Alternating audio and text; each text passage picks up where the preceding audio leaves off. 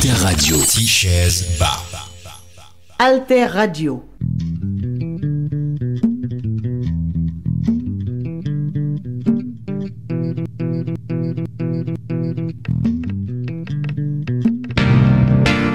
Sous Alter Radio, l'IFE. C'était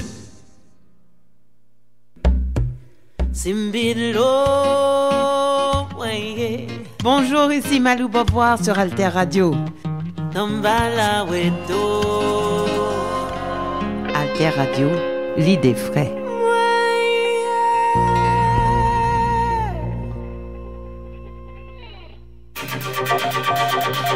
La plateforme Alter Press Alter Radio, leader de l'information utile et de la diffusion des idées en Haïti. Alter Press depuis 2001, Pionnière de l'information en ligne. Alter Radio depuis 2015, Pionnière de l'information web radio en ligne. alterpress.org, alterradio.org. Sur les ondes 106.1 FM à Port-au-Prince. La plateforme Alter Press Alter Radio pour l'émergence d'une population bien informée. Bien informée. La plateforme Alter Press Alter Radio, leader de l'information utile et de la diffusion des idées en Haïti.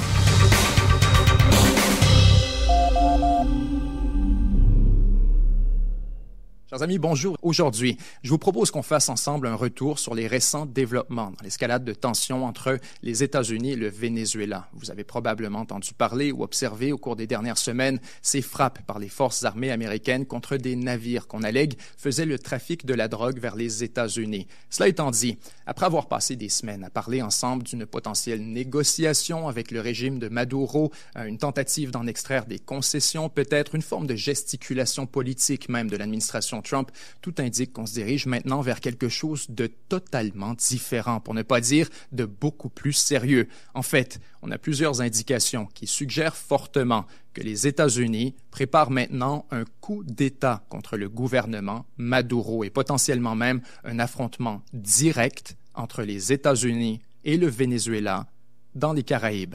Alors, pour mieux comprendre de quoi il est question, je vous propose qu'on revienne ensemble sur la séquence de chacun de ces événements et pourquoi on commence à croire de plus en plus à une tentative de coup d'État imminente par les États-Unis. Alter Radio.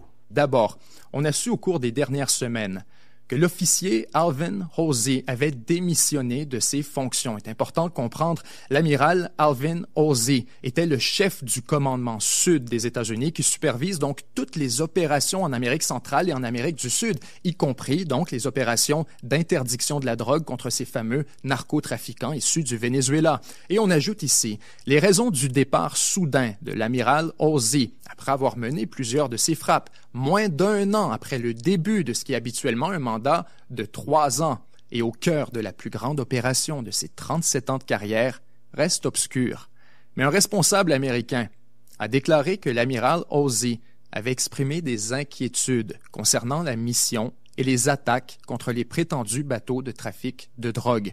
Alors, après avoir mené nombreuses de ces frappes, on apprend maintenant que l'homme qui était responsable de tout ça n'est plus l'homme de la situation. Il semble soit qu'on a eu un conflit sur la nature des opérations elles-mêmes, ce serait surprenant puisqu'il a accepté pendant de nombreuses semaines de mener au moins 4 ou 5 frappes sur des narcotrafiquants. On est rendu au moins à 4 au moment où on se parle. Alors pourquoi changer maintenant d'orientation et décider carrément de partir à la retraite? C'est une première indication comme quoi peut-être que l'opération s'apprête à gagner en envergure ou à changer d'orientation. Ensuite, un autre élément qui nous amène à croire que les choses sont sur le point de prendre une nouvelle dimension. On a un article absolument stupéfiant, fascinant, lunaire, martien, appelez ça comme vous voulez. J'ai été complètement estomaqué lorsque j'ai fait la lecture de ces informations la première fois.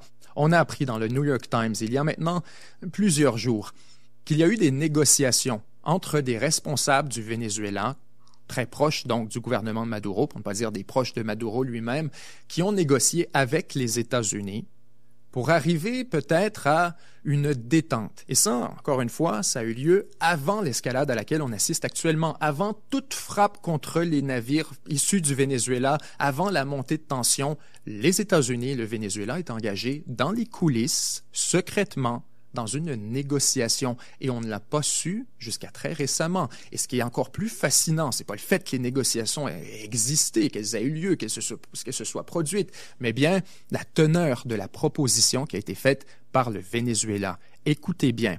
Les responsables vénézuéliens, espérant mettre fin au conflit entre leur pays et les États-Unis, ont offert à l'administration Trump une participation dominante dans le pétrole et les autres richesses minérales du Venezuela. Cette offre de grande envergure est restée sur la table alors que l'administration Trump a qualifié le gouvernement Maduro de cartel narco-terroriste. On a amassé des navires de guerre et on a commencé des frappes sur des navires qu'on disait faisaient du transport de la drogue. Dans le cadre d'un accord négocié entre un haut responsable américain et les principaux collaborateurs de M. Maduro, l'homme fort du Venezuela a proposé d'ouvrir tous les projets pétroliers et aurifères existants et futurs aux entreprises américaines, d'accorder des contrats préférentiels aux entreprises américaines, d'inverser le flux des exportations de pétrole vénézuélien de la Chine vers les États-Unis et de réduire les contrats énergétiques et miniers de son pays avec les entreprises chinoises, iraniennes et russes. Excusez-moi, essentiellement, on résume le paragraphe, Maduro a offert la lune aux États-Unis. Acculé au pied du mur, elle voyait clairement que les Américains n'avaient plus envie de blaguer. On était dans des négociations très avancées. Probablement qu'on a présenté à Maduro une alternative intolérable qui relevait potentiellement, oui, d'une opération militaire pour le remplacer, d'une guerre contre le Venezuela, etc. Assez pour que Maduro vende sa chemise. On reprend le paragraphe ici parce qu'il est important de le prendre morceau par morceau. On nous dit, on a proposé d'ouvrir tous les projets pétroliers et aurifères existants et futurs aux entreprises américaines.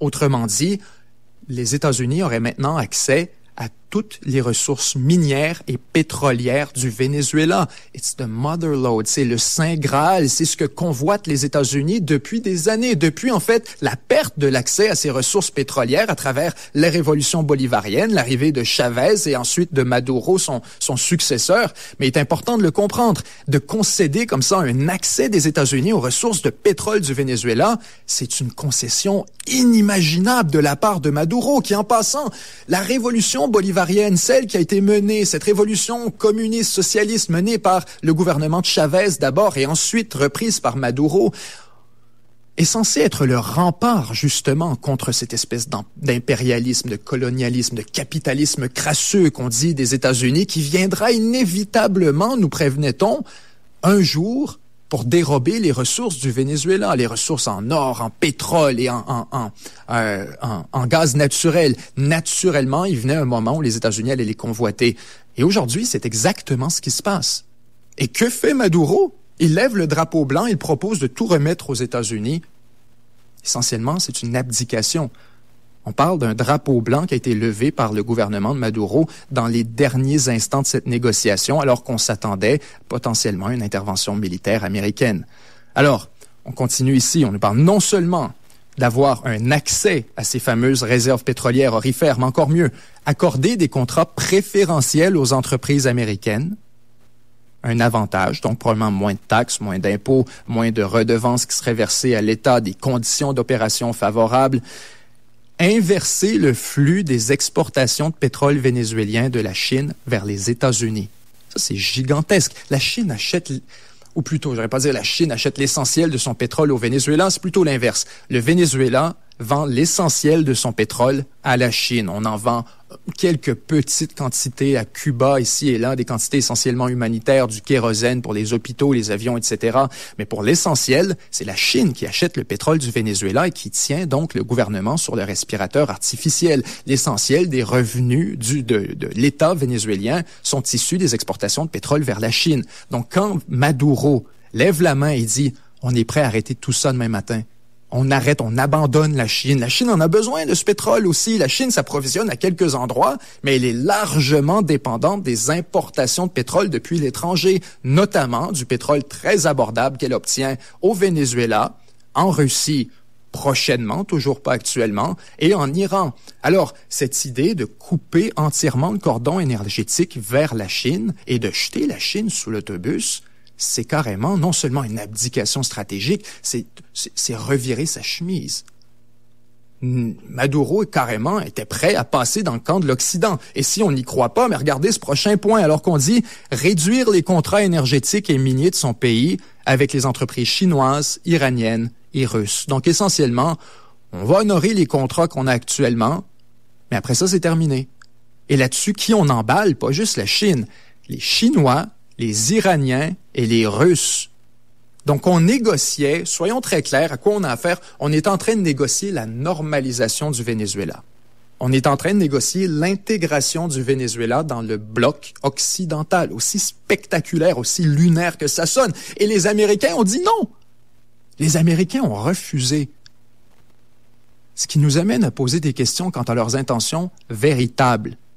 On se promène au prochain paragraphe, alors qu'on nous dit « L'administration Trump a fini par rejeter les concessions économiques de M. Maduro et a rompu toute relation diplomatique avec le Venezuela. Cette décision a de fait mis fin à l'accord. » Alors, on est au milieu de cette négociation et on claque la porte alors qu'on a une offre incroyable sur la table. Pourquoi? On a su pourquoi quelques instants ensuite, alors que M. Grenell et les envoyés de M. Maduro négociaient un accord. La dirigeante du principal mouvement d'opposition du Venezuela, Maria Corina Machado, a présenté sa propre proposition économique à New York. Alors donc, la scène est lunaire. On est en train de négocier avec Maduro et pendant qu'on parle avec Maduro qui nous fait une proposition, probablement l'opposition du Venezuela sans la soupe chaude, on vient cogner à la porte de Washington. Et on fait une proposition encore plus alléchante. On nous dit, elle a affirmé qu'une richesse économique encore plus grande, 1700 milliards de dollars en 15 ans, attendait les entreprises américaines au Venezuela si son mouvement lançait une transition politique. Rappelons que Mme Machado, alors qu'elle complote en coulisses avec les États-Unis pour organiser un coup d'État dans son propre pays, vient tout juste d'obtenir le prix Nobel de la paix. Alors donc, on comprend ici la séquence. Les États-Unis négocient effectivement avec Maduro. On est en train de sceller une entente. L'opposition sans la soupe chaude, on vient faire une proposition encore plus alléchante et on comprend ici le narratif. Au lieu d'avoir affaire avec un gouvernement Maduro détestable qui a tout un bagage contre les États-Unis, qui est probablement contraint à la collaboration et qui sera très réticent, eh bien, je vous propose d'avoir un gouvernement à Caracas, au Venezuela, qui sera hautement favorable aux intérêts américains, qui sera essentiellement une marionnette américaine, puisque un gouvernement redevable aux États-Unis. Ce qu'on dit, c'est débarrassez-nous de Maduro et on fera le reste du travail. Et on vous sera redevable. Alors, ici, la promesse par Maria Machado a été suffisante, manifestement, pour attirer les États-Unis à mettre fin à la négociation, convaincre Washington de mettre fin à la discussion avec Maduro et de donc choisir une nouvelle orientation. Pourquoi je voulais absolument vous relever cet article? Vous voyez la séquence ici, tout indique que Washington a pris sa décision et que la décision, c'est qu'il n'y aura plus de Maduro au bout de cette opération, qu'on va placer Maria Machado au pouvoir et que ce sera fait à des fins, par des fins militaires essentiellement. Là-dessus, parlant des fins militaires et des propositions de Machado, on peut terminer là-dessus, c'est très cocasse. Le conseiller économique de Mme Machado, Sari Levy, a déclaré que les accords d'investissement proposés par M. Maduro ne se matérialiseraient jamais sans démocratie, sans état de droit et sans liberté individuelle. Autrement dit, même si vous faites un deal incroyable avec Maduro, ça se produira pas. Alors aussi bien se débarrasser de lui, nous placer au pouvoir et ensuite on verra ce qui arrive. Et donc, Trump, effectivement, a pris sa décision déterminée qu'on allait remplacer Maduro. On y reviendra dans un instant. Alter Radio. On a appris dans les jours suivants que Trump a informé le Congrès que les États-Unis, ou plutôt qu'il détermine que les États-Unis sont désormais engagés dans un conflit armé formel avec les cartels de la drogue, que son équipe a qualifié d'organisation terroriste et que les trafiquants présumés de ces groupes étaient donc des combattants illégaux. C'est un avis confidentiel qui a été adressé au Congrès il y a quelques jours. Cette décision, elle est extrêmement importante aussi parce qu'elle met la table pour une intervention militaire légale, législativement autorisée par le Congrès au Venezuela. C'est essentiellement le même genre d'opération qu'on utilisait contre Al-Qaïda, à dire, c'est pas un pays, mais c'est quand même un groupe armé. Et on est quand même en guerre, en conflit armé contre un groupe non étatique. Et là-dessus, on fait essentiellement le même pitch pour ce qui est du Venezuela, à dire, attendez, on se bat pas contre le gouvernement du Venezuela, on se bat contre, d'abord, le cartel des soleils, qu'on dit dirigé par le président du Venezuela. En passant, ça n'existe pas, le cartel du soleil. C'est un terme qu'on a inventé pour désigner les activités de narcotrafic par le gouvernement vénézuélien et certains officiels haut placés, notamment Maduro. On accuse d'être impliqué avec certains de ses fils dans des shipments, des cargaisons de plusieurs centaines de millions de dollars, parfois des milliards vers les États-Unis. Et donc, on dit, vous voyez, eux en font du cartel de la drogue, ça constitue un cartel. Ils font du trafic, cela constitue donc un cartel. Ensuite, on nous parle de Tren de Aragua, qui est présent au Venezuela, et on dit, c'est quand on frappe ces navires qui sont issus du Venezuela, on frappe pas le gouvernement, on frappe des narcotrafiquants. Et encore plus, un autre argument qui est proposé par l'administration Trump et qui nous en dit très long sur ses intentions au Venezuela. On ne parle pas d'un président. Lorsqu'il est question de Maduro, on parle systématiquement d'un fugitif qui doit être ramené aux États-Unis pour faire face à la justice. On parle notamment d'une accusation criminelle de 2020 qui a été déposée contre Maduro pour du trafic de la drogue, etc. Et on dit, écoutez, c'est un fugitif, c'est pas un président. Et donc, on a le droit d'agir contre lui. On n'est pas en train d'agir contre un gouvernement, on agit contre un fugitif, qu'un criminel recherché aux États-Unis.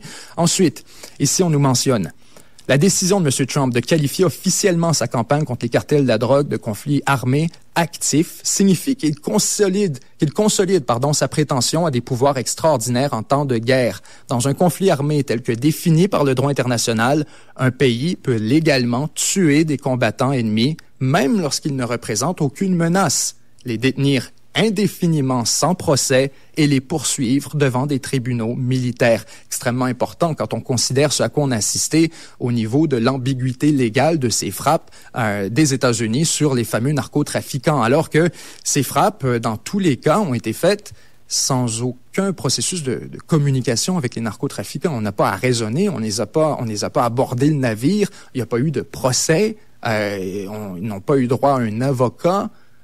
Et normalement, tout ça aurait dû se terminer non pas par un assassinat en eau internationale, en pleine mer, mais bien par une peine de prison, prononcée par un juge et un tribunal. C'est normalement le processus. Et pour ce qui est de la détention des otages, la détention des prisonniers de guerre, il y a aussi des conventions là-dessus, notamment la Convention de Genève. On peut pas faire ce qu'on veut. Alors donc, la proposition américaine qui était d'éliminer tout le monde qui se dirigeait vers les États-Unis en bateau et qu'on estimait être des narcotrafiquants, c'était pas une proposition sérieuse, à moins qu'on l'accompagne d'une déclaration au Congrès comme quoi on est en guerre. Ce sont des actes de guerre et on répond, c'est une défense des intérêts américains à une agression par un acteur non étatique étranger. Alors, cette proposition ici vient complètement changer l'environnement légal autour des frappes de l'administration Trump. Ensuite, c'est un développement qui a été largement médiatisé. Bien sûr, j'imagine que plusieurs d'entre vous êtes déjà au courant, mais l'administration Trump a autorisé la CIA à mener des opérations secrètes à l'intérieur du territoire du Venezuela. C'est quelque chose qui, normalement, se fait secrètement, mais pour une raison ou une autre, ça a été publié. C'est une information qui a été coulée, on présume, peut-être, potentiellement par l'administration Trump qui voulait justement lancer un signal quant à l'escalade des tensions avec le Venezuela, jusqu'où on est prêt à aller. Mais là-dessus, effectivement, Trump a reconnu avoir autorisé l'action secrète pour le Venezuela et a déclaré que les États-Unis envisagent même des frappes sur le territoire vénézuélien.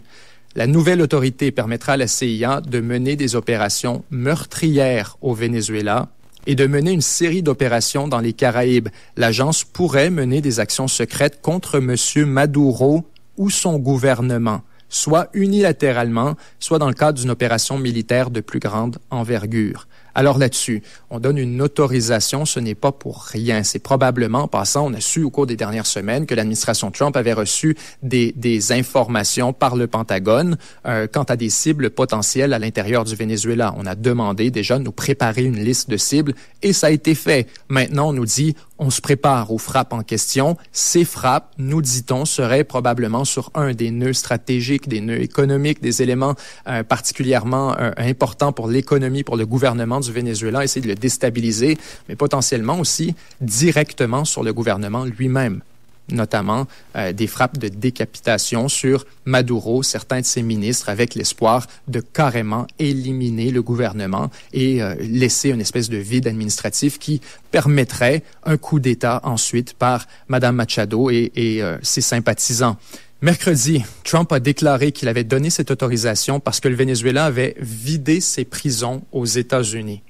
C'est une allégation qui revient souvent. On dit que les membres de Tren de Aragua, notamment, ont été explicitement envoyés aux États-Unis par le Venezuela. On n'a pas d'indication concrète en ce sens. C'est important de le savoir. C'est une allégation qui vient des États-Unis, qui est niée, bien sûr, par le Venezuela. Mais ce n'est pas exclu. C'est possible, bien sûr, effectivement, qu'un élément de criminalité qui est carrément sorti du pays graduellement par le gouvernement Maduro, surtout lorsqu'on a affaire à des prisons qui sont surpeuplées, qui sont pleines, et des éléments de criminalité qui sont vraiment indésirables. Alors là-dessus, on a posé la question à Donald Trump, en fait, pour savoir, il paraît que Maduro vous a tout promis. Qu'est-ce que c'est cette histoire? Pourquoi est-ce qu'on a refusé? Et pourquoi il vous aurait promis tout ça? C'était ce fameux article du New York Times qu'on vous décrivait tout à l'heure. Et la réponse de Trump là-dessus a dit, vous avez raison, il nous a tout offert.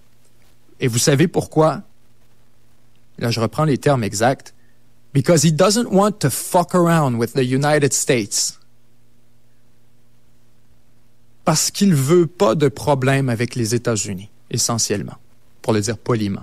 Doesn't want to fuck around with the United States. C'était la déclaration de Trump. Donc, nous dit, oui, Maduro a accepté de tout nous donner parce qu'on l'a forcé, parce qu'il voyait qu'on était sur le point de faire quelque chose. Donc, quand Trump nous dit, il a fait ses concessions because he doesn't want to fuck around.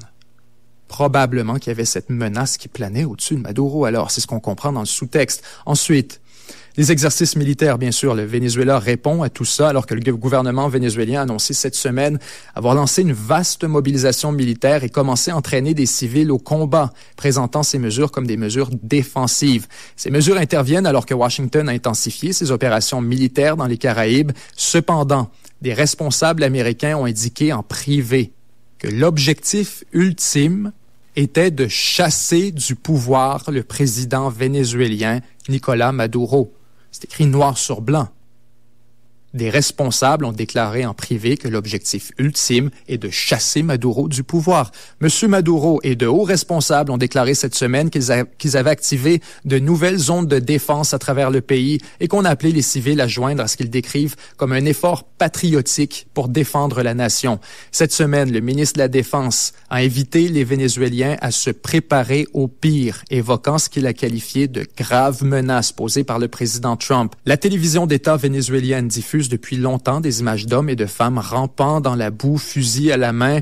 Mais récemment, elle a également diffusé des exercices d'évacuation ainsi que des extraits de militaires qui transportent des armes et des documents en dehors des bases. Alors donc, le gouvernement du Venezuela qui ne fait plus nécessairement seulement dans la propagande et dans la gesticulation, on essaie de mobiliser la population, mais on prend vraiment des mesures pour se préparer à une invasion imminente, notamment de vider les bases militaires de l'équipement et des documents sensibles. On comprend qu'on a des préparatifs qui dépassent un peu le symbolisme. On est beaucoup plus loin que d'essayer de mobiliser la population. On se prépare véritablement à une intervention américaine. En fait, ça ne saurait être plus clair que dans cet article du New York Times dans lequel c'est carrément écrit noir sur blanc. On nous dit « Les pressions exercées par les principaux conseillers du président Trump pour destituer Maduro de la tête du Venezuela se sont intensifiées ces derniers jours.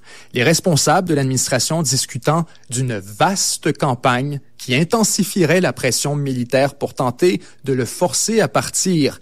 Ce plan est dirigé par Marco Rubio, secrétaire d'État et conseiller à la sécurité nationale. M. Rubio affirme que M. Maduro est un dirigeant illégitime qui supervise l'exportation de la drogue vers les États-Unis, ce qui, selon lui, constitue une menace imminente. Ces dernières semaines, l'armée américaine a lancé des attaques meurtrières contre des bateaux civils qui, selon l'administration, transportaient de la drogue. Mais M. Rubio élabore une stratégie plus agressive. En s'appuyant sur les renseignements fournis par la CIA, le Pentagone a déployé une force de plus de 6500 soldats dans la région. Le directeur de l'agence de renseignement, la CIA bien sûr, John Ratcliffe, et Stephen Miller, le principal conseiller de M. Trump en matière de politique intérieure, soutiennent tous les deux l'approche de M. Rubio. Alors donc, on nous dit que c'est une campagne qui est menée largement par le secrétaire d'État Marco Rubio, en aide avec M. Stephen Miller, conseiller à la politique intérieure de Donald Trump, mais qu'on a l'implication directe et l'appui actif de John Ratcliffe, directeur de la CIA, bien sûr. L'armée américaine a planifié des opérations militaires potentielles ciblant des suspects à l'intérieur du Venezuela comme prochaine phase, bien que la Maison-Blanche n'ait pas encore approuvé une telle mesure. Ces opérations auraient pour but d'interférer avec la production et le trafic de drogue, ainsi que de resserrer l'étau autour de M. Maduro. Alors là-dessus, la tension entre les États-Unis et le Venezuela ne cesse de monter. On n'est clairement plus dans une négociation. On essaie d'extraire quelque chose de la part du Venezuela. C'est pourquoi je voulais relever ce premier article avec vous, parce que clairement, on a fait les propositions. Ça a déjà été sur la table et les Américains ont carrément refusé tout ça en préférant une campagne pour expulser Maduro du pouvoir au bénéfice de María Machado. Donc là-dessus, je pense, chers amis, qu'il n'y a plus aucune ambiguïté. Les Américains sont actuellement en train de préparer un coup d'État au Venezuela pour expulser Maduro du pouvoir et récupérer un accès aux ressources pétrolières, aurifères et accomplir tous les autres bénéfices stratégiques qui ont été énumérés, bien sûr, dans cette entente proposée par Maduro, notamment la rupture du cordon énergétique avec la Chine, la rupture du cordon stratégique avec l'Iran et avec la Russie. Semble-t-il que les Américains sont maintenant pour le grand prix. On veut la grande récompense, le départ, l'exil de Maduro. On imagine vers un pays tiers comme la Russie, la Syrie ou quelqu'un qui voudrait bien l'accueillir, notamment en Iran, pourquoi pas. Mais clairement, les objectifs stratégiques des Américains se sont considérablement élargi pour la campagne au Venezuela. Alors là-dessus, j'aimerais bien sûr avoir vos commentaires, vos impressions. Est-ce que vous pensez, comme moi, qu'on se dirige effectivement vers une tentative de coup d'État des États-Unis au Venezuela? Est-ce qu'on va affronter le régime de Maduro par des fins militaires? Et si oui, comment tout ça va se terminer? Est-ce qu'on s'en va vers un nouvel enlisement comme au Vietnam ou plutôt une campagne très rapide qui pourrait effectivement placer María Machado au pouvoir? C'était Benjamin Tremblay. À très bientôt. Alter Radio, une autre idée de la radio. Alter Radio, l'autre idée de la radio.